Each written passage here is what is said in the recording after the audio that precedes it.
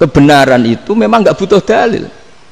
Apa kita perlu dalilnya apa? Buktinya apa? Kalau 3 itu cabang dari 1. Wong gendeng yakin yang takut gitu pas orang gendeng.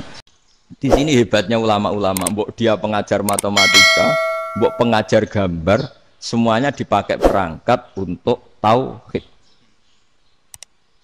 Ya itu kan juga bagian dari Islam damai, Islam yang sangat jadi tidak perlu perang untuk orang dipaksa Islam.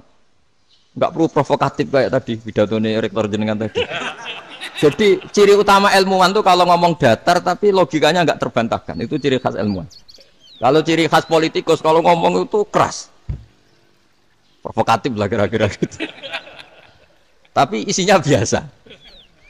Nah saya berharap nanti semua profesor doktor itu datar tapi isinya ya kualitasnya bagus ini.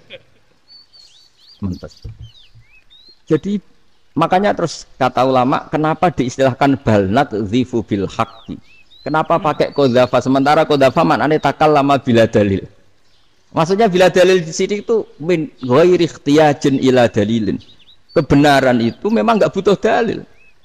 Apa kita perlu dalilnya apa? Buktinya apa? Kalau 3 itu cabang dari 1. Wong gendeng yakin yang takut gitu pas orang gendeng.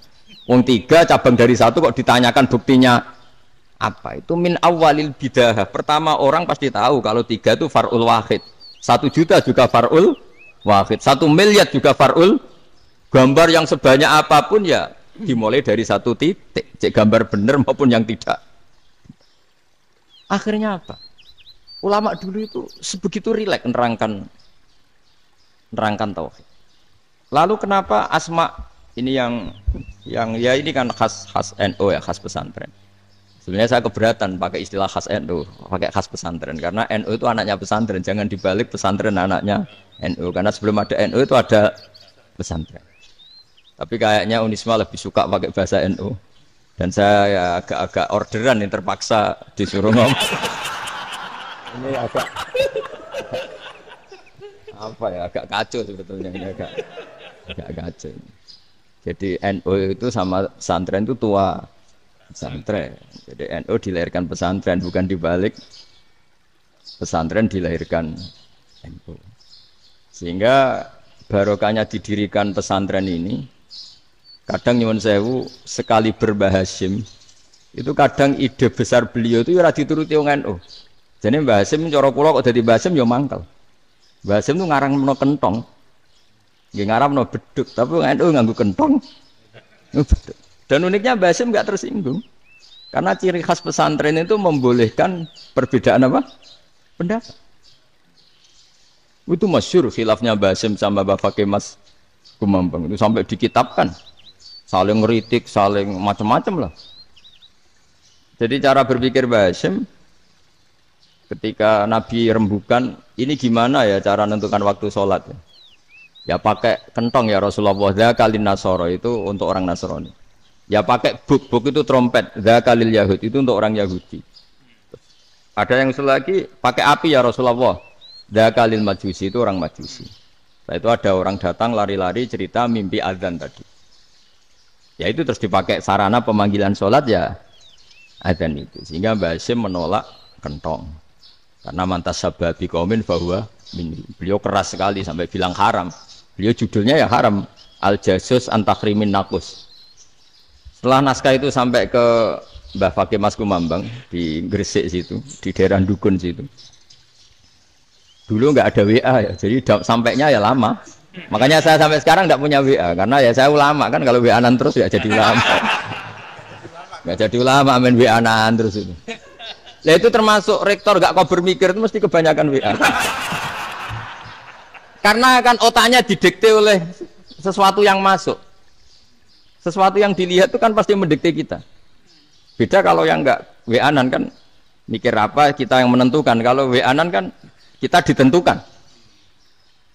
Mau mikir anaknya butuh apa gara-gara WA informasi Jakarta mikir Jakarta. Padahal secara kewajiban ngapain kamu orang Malang mikir Jakarta? Gara-gara WA, mikir Jakarta belum selesai ada berita di Sulawesi, mikir Sulawesi, habis itu mikir NTT. Makanya semua orang sekarang merasa tokoh nasional gara-gara informasi yang masuk itu nasional. Jadi Mas Yo RT yang mikir gimana Gus Indonesia kok? Ada RT loh. Sampai lupa kalau dia itu RT. Jadi semua orang sekarang merasa tokoh nasional. Dan itu gara-gara apa coba? Akhirnya semua orang juga punya ide tentang nasional. Harusnya negara itu gini-gini. Jebule wonge sing duwe ikon itu sapa? RT. Ribet kan? Saya teruskan. Setelah naskah itu sampai ke Kiai Fakih Mas Kumambang. Beliau itu marah besar. Ini harus dilawan dan saya bukan karena benci Mbah Hasyim. Beliau teman saya ketika ngaji Kiai Mahfud di Mekah. Jadi Mbah Fakih dan Kiai Hasyim itu teman ketika ngaji di Mekah. Cara ngelawan tuh lucu. Lucu. Gak ilmiah tapi gak ilmiah wong alim tetap ilmiah. Di mana-mana serupa itu tidak sama. Ya kalau mungkin zaman Nabi di Madinah itu zaman itu kentong itu identik dengan milik Nasrani. Di Indonesia beda. Pos kampling ya kentong, kebakaran ya kentong, wae sarapan orang di LP ya pakai kentong.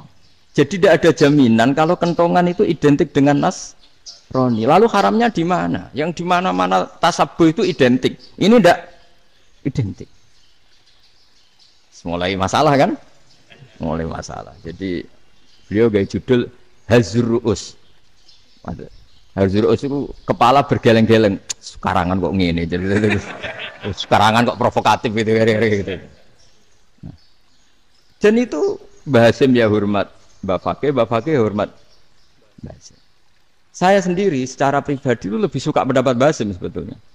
Karena bagi saya sholat itu sakral, ya sudahlah kalau sakral ya dipanggil dengan sesuatu yang sakral yaitu kalimat thayyibah adzan. Tapi saya tidak akan bilang kalau kentongan itu haram. Karena kalau haram alasannya mirip orang Nasrani, sementara pos kampling ya pakai kentong, ada banjir ya kentong, ada kebakaran ya kentong. Jadi tidak identik untuk misa atau untuk sholat ala Nasrani. Tapi itu dulu ya rileks saja, dua beliau itu ya saling menghormati, padahal saling kritik. Dan dulu ulama yang beda madhab itu ya saling menghormati. Imam Syafi'i itu kalau sholat di kawasan Masjid Abi Hanifah ya tidak kunut. Ketika ditanya kenapa kamu tidak kunut, sementara engkau berpendapat kunut.